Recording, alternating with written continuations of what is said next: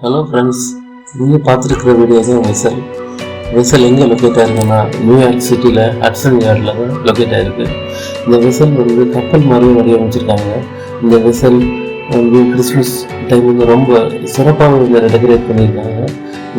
இந்த பில்டிங் உள்ளே விசிட் பண்ணிங்கன்னா நிறைய ரெஸ்டாரண்ட், ஷாப்பிங் எல்லாமே உள்ளே பார்க்க முடியும். இந்த ரெஸ்டாரண்ட்